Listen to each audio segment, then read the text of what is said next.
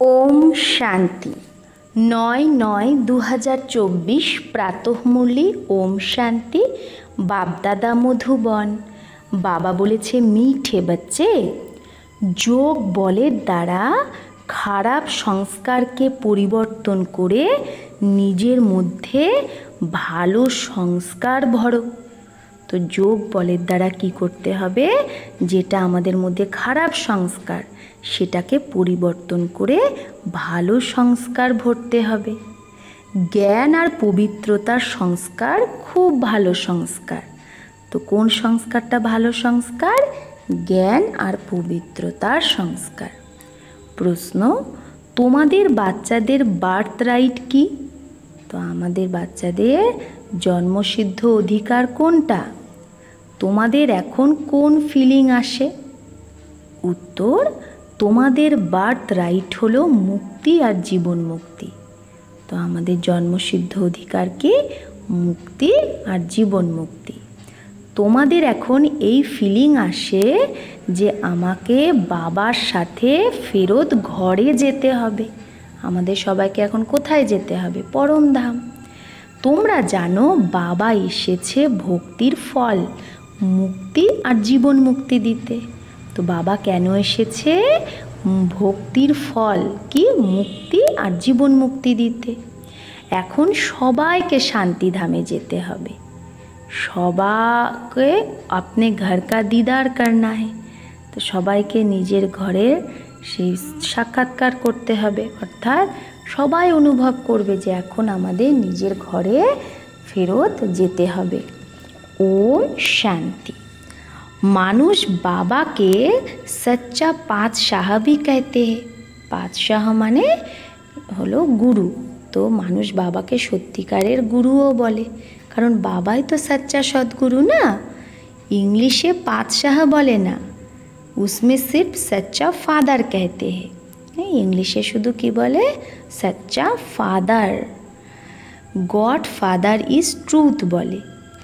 ভারতেই বলে সচ্চা পাতশাহ। এটা একটা পাঞ্জাবি ওয়ার্ড। হ্যাঁ, পাতশাহ মানে গুরু, সত্যিকারের গুরু। এখন পার্থক্য তো অনেক। তারা শুধু সচ বলে, সচ সিখলাতে হে সচ্চা বানাতে হে।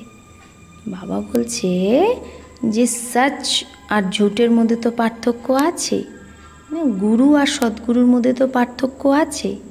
তাহলে যে সত্যিকারের সদ্গুরু সে তো সত্য কথা বলে, সত্য শেখায়, আর আমাদের সচ্চা বানায়। এখানে বলে সচ্চা পাতশাহ, এখানে কি বলে? সচ্চা সদ্গুরু। সচ্চা ভি বানাতে হে। বাবা আমাদের সচ্চাও বানায় আর সচখণ্ডের বাদশাহও বানায়। আমরা সচখণ্ডের বাদশাহ মানে সচখণ্ড মানে সত্য যুগের বাদশাহ, রাজা বানায় বাবা আমাদের। তো এটা তো বরাবর যে বাবা মুক্তিও দেয় আবার জীবন মুক্তিও দেয়, যাকে ভক্তির ফল বলে। লিবারেশন আর ফ্রুশন। তো ফ্রুশন মানে ফল, ভক্তির ফল দেয় আর লিবারেট করে, আমাদের দুঃখ থেকে মুক্ত করে। বাচ্চারা জানে আমাদের বাবা দুটোই দেয়। তো লিবারেশন আর ফ্রুশন মানে কি? লিবারেশন মানে লিবারেট করে, কি থেকে? দুঃখ থেকে, অর্থাৎ মুক্তি, তাই না? আর ফ্রুশন মানে তার ফল দেয়, অর্থাৎ জীবন মুক্তি, সত্য যুগের বাদশাহী দেয়। লিবারেট তো সবাইকে করে বাবা, ফল তুমকো দেতে হে। বাবা বলছে লিবারেট, মুক্তি তো বাবা সবাইকেই দেয়, কিন্তু ফল আমাদের দেয়, মানে সত্য যুগে তো আমরাই যাই। লিবারেশন আর ফ্রুশন এই ভাষাও তৈরি আছে না, এটা ইংলিশ ওয়ার্ড। ভাষা তো অনেক আছে, শিব বাবার নাম অনেক রেখে দেয়। কাউকে বলো তার নাম শিব বাবা, তো বলে দেয়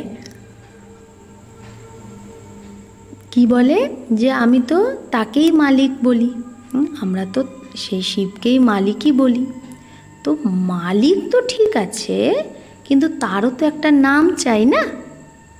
নাম রূপ নেই বা নাম রূপ সে ন্যারা এরকম তো কোনো জিনিস হয় না। মালিক কো कोई चीज़ का बनता है ना, তো মালিকও তো কোনো কিছু দিয়ে তৈরি হবে না, নাম রূপ তো অবশ্যই থাকবে। এখন তোমরা বাচ্চারা জানো বাবা বরাবর লিবারেটও করে, লিবারেট মানে মুক্তিও দেয়, আবার শান্তিধামে সবাইকে তো যেতেই হবে, তবে লিবারেট তো সবাইকে হতেই হবে, সবাইকে আমাদের এখন শান্তিধামে যেতেই হবে। নিজের ঘরের সাক্ষাৎকার তো সবাই করবে। ঘর সে আয়ে হে, তো ঘর থেকেই তো আমরা এসেছি নাটক করতে, তো ঘরের দিদার তো হবেই। তো উসকো कहते हैं গতি সদ্গতি। এই জন্য মানুষ কি বলে গতি সদ্গতি, কিন্তু অক্ষরটা তো বলে কিন্তু অর্থ জানে না, অর্থরহিত বলে। তোমরা বাচ্চারা তো এখন ফিল করো, অনুভব করো যে আমরা নিজের ঘরেও যাব, আবার ফলও পাবো। এক তো পরমধাম ঘরে যাব, আবার সত্যযুগেও আসবো, এটা হলো ফল। তো नंबर बार তোমরা फल पाओ, तो অন্য ধর্ম वालों को भी फिर समय अनुसार मिलता है। আমরা তো ফল পাই, সত্যযুগে আসি, আর অন্য ধর্মের আত্মারা তো সত্যযুগে আসে না, ওরা সময় অনুসারে ফল পায়। কারো দাপুরে পার্ট আছে, কারো কলিতে। বাবা বোঝায় এই পর্চা খুব ভালো, যে আমরা যে পর্চা ছাপাই, হ্যান্ডবিল ছাপাই, সেখানে এই লেখাটা খুব ভালো। কোন লেখা? তোমরা স্বর্গবাসী না নরকবাসী। তোমরা বাচ্চারা জানো এই মুক্তি, জীবন মুক্তি, দুটো তো গড ফাদারলি বার্থ রাইট। তোমরা লিখতেও পারো, বাবার কাছে তোমরা বাচ্চারা এই বার্থ রাইট পাও, মানে জন্মসিদ্ধ অধিকার। বাবার হলে দুটো জিনিসই তোমরা প্রাপ্ত করো। वो है रावण का बार्थ राइट, তাই না? বাবা কি বলছে, দুনিয়ায় যেটা মানুষ পাচ্ছে সেটা তো রাবণের বার্থ রাইট, আর এটা হলো পরম পিতা পরমাত্মার বার্থ রাইট। তাহলে যারা শুনছে মুরলি, তারা লিখবে বাবার হলে আমরা দুটো জিনিস প্রাপ্ত করি। কি কি? এক মুক্তি, দুই জীবন মুক্তি। তো এটা হলো ভগবানের বার্থ রাইট। আর বাবা বলছে আর যেটা যে আমাদের দুঃখ অশান্তি, এটা কিসের, কার বার্থ রাইট? বাবা বলছে শয়তান কা বার্থ রাইট, মানে রাবণের। তো এইরকম লেখা উচিত যাতে কিছু বোঝে মানুষ। এখন তোমাদের বাচ্চাদেরই তো হেভেন স্থাপন করতে হবে, স্বর্গকে স্থাপন করবে আমরাই। কত কাম করনা হে, বাবা বলছে কিতনা কাম করনা হে, কত কাজ করতে হবে আমাদের, কত বড় জিম্মেবারি বাবা দিয়েছে। এখন তো যেন কি বেবিস, তোমরা বাচ্চা আছো। যেরকম মানুষ কলিযুগকে কি বলে, এখন বেবি, বাচ্চা, কলিযুগ কেবল বাচ্চা। তো বাবা বলছে সত্যযুগের স্থাপনায় এখন বেবি হে, সত্যযুগের স্থাপনা হচ্ছে। এখন তোমরা বাচ্চারা বর্ষা পাচ্ছ বাবার থেকে। রাবণের কোনো বর্ষা বলবে না কেউ, রাবণের সম্পত্তি। গড ফাদারের থেকেই বর্ষা সম্পত্তি পাওয়া যায়। বাবা বলছে রাবণকে কোনো ফাদার থোড়েই বলে কেউ, রাবণকে বাবা বলে? বাবা বলছে 5 विकार रावण तो शैतान कहा जाता है, शैतान बोले। शैतान का वर्षा क्या मिलता है? তাহলে বাবা বলছে শয়তান থেকে কি বর্ষা পাবে? 5 विकारই পাবে। তো 5 विकार রাবণও শো এমন করে তমপ্রধান হয়ে যায়। এখন দশহারা কত মানায় মানুষ, সেরিমনি মানায়, অনেক খরচা করে, বিদেশ থেকেও নিমন্ত্রণ দিয়ে ডাকে। সব থেকে নামি গ্রামি দশহারা মানায় মহীশূরের। এখানে পয়সাওয়ালাও অনেক আছে, ধনবান ব্যক্তি। তো রাবণ রাজ্যে যদি মানুষ পয়সা পায় তো তার পুরো বুদ্ধি একদম চট হয়ে যায়, ভ্রষ্ট হয়ে যায়। বাবা ডিটেলে বোঝায়, কি বোঝায়, যে এই দুনিয়ার নামই হলো রাবণ রাজ্য। আর সত্যযুগকে বলে ঈশ্বরীয় রাজ্য। রাম রাজ্য বলাও ভুল। কেন? কারণ গান্ধীজি তো রাম রাজ্যই চাইতো। মানুষ ভাবে গান্ধীজিও হয়তো অবতার ছিল, কোনো ঈশ্বরের অবতার। তো তাকে কত পয়সা দিত, তাকে ভারতের বাপুজি বলতো। এখন শিব বাবা তো সারা বিশ্বের বাপুজি, সারা বিশ্বের আত্মাদের বাবা। এখন তোমরা এখানে বসে আছো, জানো যে কত জীবাত্মা হবে। জীব শরীরটা তো বিনাশী, বাকি আত্মা অবিনাশী। আত্মা তো অনেক, যেরকম উপরে তারা থাকে না, আকাশে আমরা তারা দেখি, তো বাবা বলছে তারা বেশি না আত্মা বেশি? কারণ তোমরা তো হলে ধরতির তারা, আর ওটা হলো আকাশের তারা। তোমাদের দেবতা বলা হয়, আর মানুষ আবার ওই আকাশের তারাকেও দেবতা বলে দেয়। তোমরা তো লাকি সিতারা না, তোমাদের কি বলা হয়? ভাগ্যশালী তারা। আচ্ছা, এর ওপর আপোষে ডিসকাস করো। বাবা এখন এই কথাকে বেশি ডিটেলে বলছে না। এই তারা, আকাশের তারা বেশি না দুনিয়ায় তারা, মানে আমরা আত্মারূপী তারারা বেশি। তো বাবা বলছে যে সব আত্মাদের একটাই বাবা। তো এটা তো তোমাদের বুদ্ধিতে আছে, যত মানুষ মাত্র আছে সবার সবকা বাবাকে শিব বাবা। এটা তো সবাই জানে যে সারা সৃষ্টিটা কিসের ওপর দাঁড়িয়ে আছে? সমুদ্রের ওপর, মানে জলের ওপর। 3 ভাগ তো জল। এটাও সবাই আবার জানে না। বাবা বোঝায় এই রাবণ রাজ্যই সারা সৃষ্টিতে আছে। এখন সারা সৃষ্টিতে কি রাজ্য? রাবণ রাজ্য। তো এরকম না রাবণ রাজ্য কোনো সাগরের পাড়ে আছে, আমরা বলি না লঙ্কায় রাবণ, তো এরকম না যে রাবণ রাজ্য সে লঙ্কায় আছে। বাবা বলছে সাগর তো অলরাউন্ড হ্যাঁ, পুরো দুনিয়াতেই তো সাগর আছে।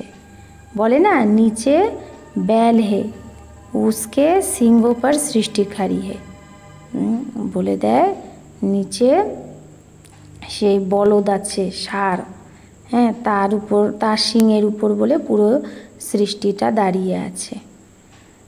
তারপরে যখন সেই বলদ বা ষাঁড় ক্লান্ত হয়ে যায় বেল, তখন বলে সে শিং বদলি করে, মানে এক শিং থেকে আবার আর এক শিঙে এই সৃষ্টিটাকে নিয়ে নেয়। এখন পুরানো দুনিয়া খালাস হয়ে নতুন দুনিয়া স্থাপনা হয়। তা বাবা বলছে এগুলো কথা সব ভুল, এগুলো ভক্তির কথা, যে এরকম বেলের উপরে সৃষ্টি দাঁড়িয়ে আছে। তাই বাবা বলছে শাস্ত্রে তো অনেক প্রকারের দন্ত কথা লিখে দিয়েছে, এটা তো বাচ্চারা বোঝে। এখানে সব আত্মারা শরীর সহিত আছে, তাই তাদের বলে জীব আত্মা। আমরা সব কি জীব আত্মা। তো যেখানে আত্মাদের ঘর আছে সেখানে তো কোনো শরীর থাকে না পরমধামে, তাকে বলা হয় নিরাকারী দুনিয়া। জীব হলো আকারী, জীব মানে শরীরটা হলো আকারী, তাই সাকার বলা হয়। নিরাকারে শরীর থাকে না। বাবা বলছে এটা হলো সাকারী সৃষ্টি, আর ওটা হলো নিরাকারী আত্মাদের দুনিয়া। একে সৃষ্টি বলবে। এই দুনিয়াটাকে কি বলবে? সৃষ্টি। আর পরমধামকে কি বলবে? যেখানে আত্মারা থাকে ইনকর্পোরিয়াল ওয়ার্ল্ড, মানে নিরাকারী দুনিয়া। আত্মা যখন শরীরে আসে তখন এই চুরপুর চলে। কোনো আত্মা যখন গর্ভে প্রবেশ করে তখন একটা কি হয়, মানে বাচ্চাটা নড়ে না, একটা চুরপুর হয়। না হলে শরীর তো কোনো কাজেরই না। আত্মা না প্রবেশ করলে শরীরটা তো কোনো কাজেরই না। তো বাবা বলছে পরমধামকে কি বলে? নিরাকারী দুনিয়া। যত আত্মা আছে সবাইকে লাস্ট অবধি আসতেই হবে। তাই বাবা বলছে इसलिए इसको पुरुषोत्तम संगम युग कहते हैं। এই জন্য একে কী বলে? পুরুষোত্তম সঙ্গম যুগ। সব আত্মা যখন এখানে চলে আসে, পরমধাম থেকে এখানে চলে আসে, তখন পরমধামে একটা আত্মাও থাকে না। পরমধাম যখন একদম খালি হয়ে যায় তখন আবার সবাই ফেরত যায়। তোমরা এই সংস্কার নিয়ে যাও পুরুষার্থ অনুসারে। নাম্বার 1, কেউ নলেজের সংস্কার নিয়ে যায় তো কেউ পিউরিটির সংস্কার নিয়ে যায়। আসতে তো হবে আবার এখানেই না সংস্কার নিয়ে, কিন্তু প্রথমে তো ঘরে যেতে হবে, তারপরে এই দুনিয়ায় আসতে হবে।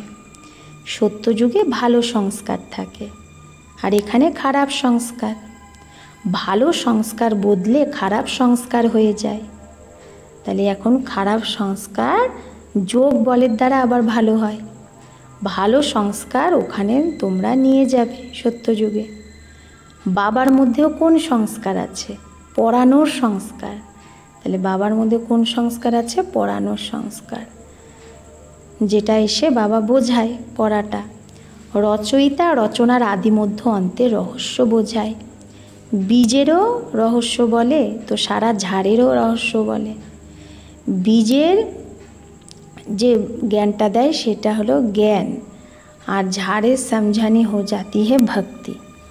তার মানে বাবা বলছে বীজ তো একটা শর্টে বলছে বাবা, তাই বীজ হলো জ্ঞান, জ্ঞান মানে সার, আর ঝাড়ের বোঝানোটা হয়ে গেল ভক্তি, মানে ভক্তিতে অনেক ডিটেল থাকে না, তো বীজকে ইয়াদ করা তো সহজ। সেই পরম ধামেই তো এখন চলে যেতে হবে আমাদের। তমপ্রধান থেকে শতপ্রধান হতেই টাইম লাগে, আবার শতপ্রধান থেকে তমপ্রধান হতে 5000 বছর লাগে অ্যাকিউরেট। হ্যাঁ, শতপ্রধান থেকে তমপ্রধান হতে আবার অ্যাকিউরেট 5000 বছর লাগে। এই চক্র একদম অ্যাকিউরেট বানানো আছে, যেটা রিপিট হতে থাকে। আর কেউ এই কথাগুলোকে বলতে পারে না, তোমরা বলতে পারো। আধা আধা করা হয় না,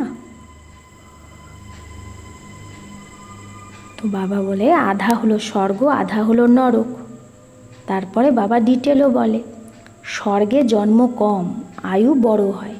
কারণ স্বর্গে কি আয়ু অনেক থাকে, 150 বছর, তার জন্ম অত 8 বারই মাত্র হয়। নরকে আয়ু কম থাকে, তার জন্য জন্ম বারবার হয়, বেশিবার হয়।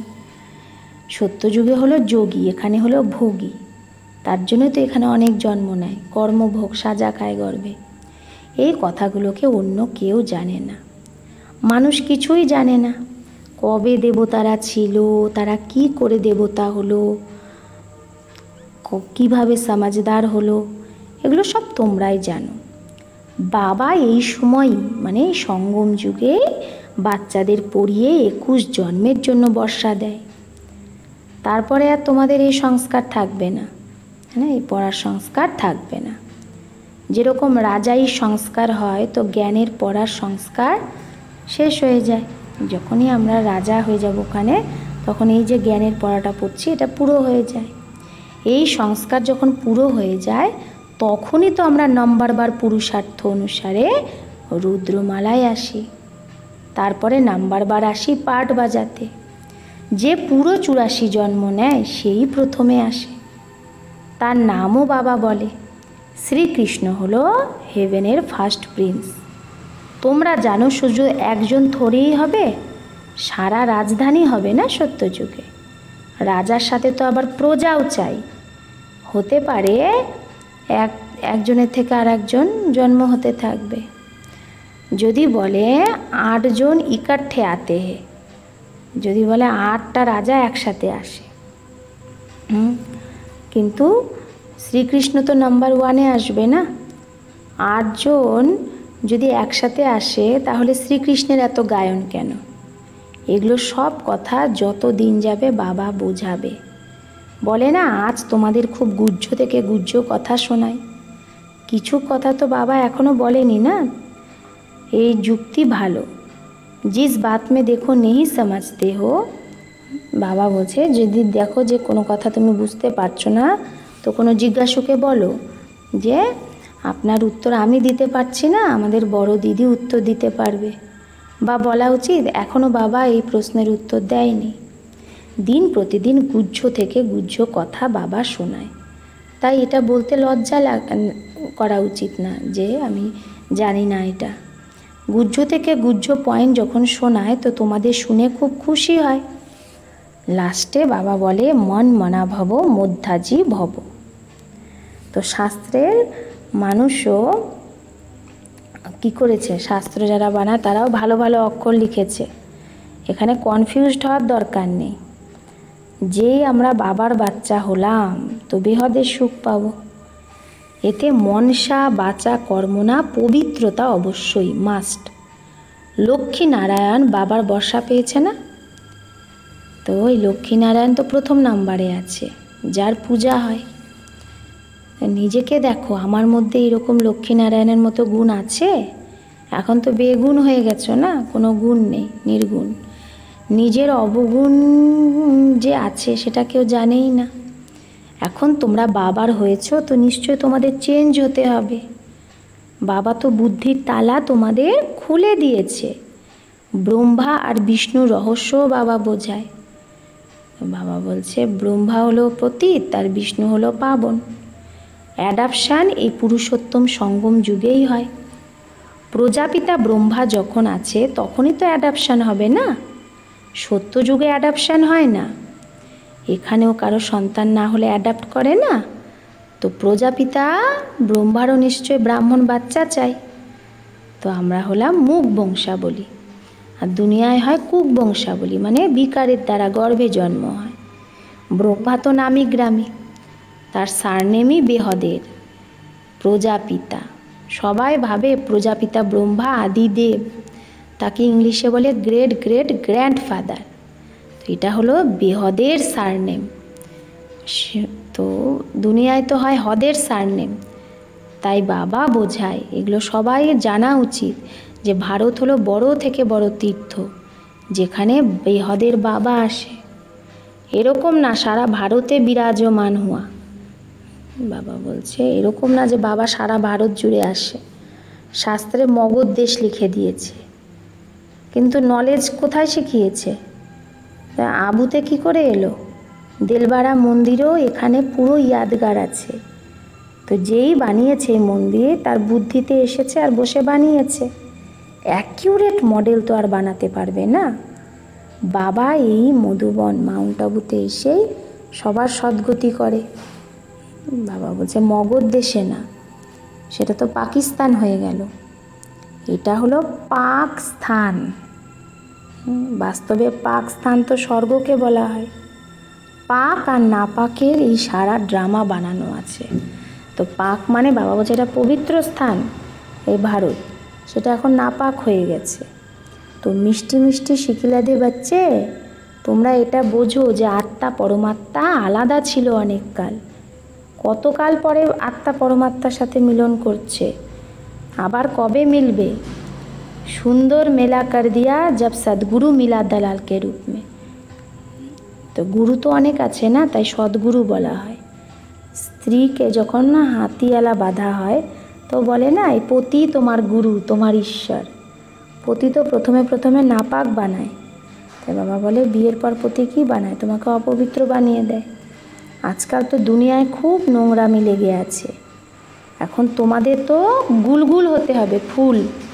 তোমাদের বাচ্চাদের পাক্কা পাক্কা হাতিয়ালা বাবাই বাঁধায়। এমনিতে তো শিব জয়ন্তীর সাথেই রক্ষাবন্ধন হয়, হ্যাঁ, কারণ বাবা আমাদের পবিত্রতার প্রতিজ্ঞা তো করায়। গীতা জয়ন্তীও হওয়া উচিত, কারণ বাবা আসা মানেই গীতার জ্ঞান দেয়। শ্রীকৃষ্ণ জয়ন্তীও তারপরে নতুন দুনিয়ায় হয়। বাকি অনুষ্ঠান সব এই সময়েরই। রামনবমী কবে হয় এটাও কেউ জানে না। তোমরা বলবে নতুন দুনিয়ায় 1250 বছর পরে রামনবমী হয়। সত্যযুগের পরেই তো রামনবমী হয়। শিব জয়ন্তী, কৃষ্ণ জয়ন্তী, রাম জয়ন্তী কবে হয়েছে এটা কেউ বলতে পারে না। তোমরা বাচ্চারাও এখন বাবার দ্বারা জেনে গেছো, অ্যাকিউরেট বলতে পারো। অর্থাৎ সারা দুনিয়ার জীবন কাহিনী তোমরা বলতে পারো। লাখ লাখ বছরের কথা থোড়েই বলতে পারবে। বাবা কত ভালো বেহদের পড়া পড়ায়। একবারই তোমরা 21 জন্মের জন্য নঙ্গন হওয়ার থেকে বাঁচো, মানে পবিত্র থাকো। এখন তোমরা 5 বিকার রূপী রাবণের রাজ্যে আছো। এখন সারা 84 চক্র তোমাদের স্মৃতিতে এসেছে। अच्छा, मीठे मीठे सिकिलधे बच्चों प्रति माता पिता बाप दादा का याद प्यार और गुड मॉर्निंग। रूहानी बाप की रूहानी बच्चों को नमस्ते। हम रूहानी बच्चों की रूहानी माता पिता बाप दादा को याद प्यार गुड मॉर्निंग और नमस्ते नमस्ते नमस्ते। शुक्रिया बाबा, आपको लाख लाख शुक्रिया। धारणा 1, बेहद सुखेर बर्षा प्राप्त करार जन्य मनसा बाचा कर्मना अवश्यई पवित्र होते हबे। भालो संस्कार जोग बलेर द्वारा धारण करते हबे। निजेके गुणवान बानाते हबे। 2, सदा खुशीते थाकार जन्य बाबा जे रोज गुज्जो गुज्जो कथा शोनाय সেটা শুনতেও হবে, আবার অন্যকেও শোনাতে হবে। কোনো কথায় কনফিউজড হলে চলবে না, যুক্তি দিয়ে উত্তর দিতে হবে, লজ্জা করলে চলবে না। বাবা বলছে যে কাউকে উত্তর দেবে যুক্তি দিয়ে, লজ্জা পাওয়ার কিছু নেই। বরদান, সুখ স্বরূপ হয়ে প্রত্যেক আত্মাকে যে সুখ দেয় সেই মাস্টার সুখদাতা ভব। তো যে সুখ স্বরূপ হয়ে প্রত্যেক আত্মাকে সুখ দেয় সেই মাস্টার সুখদাতা ভব।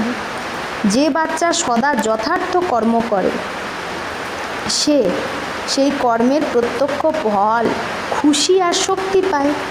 তার দিল সদা খুশি থাকে, তার সংকল্প মাত্র দুঃখের প্রভাব পড়ে না। সঙ্গম যুগী ব্রাহ্মণ অর্থাৎ দুঃখের নাম নিশান নেই, কারণ সঙ্গম যুগ হলো তোমরা সুখদাতা শিব বাবার বাচ্চা হয়ে গেলে। এই রকম সুখদাতার বাচ্চা নিজেও মাস্টার সুখদাতাই তো হবে, মানে সবাইকে সুখ দেবে।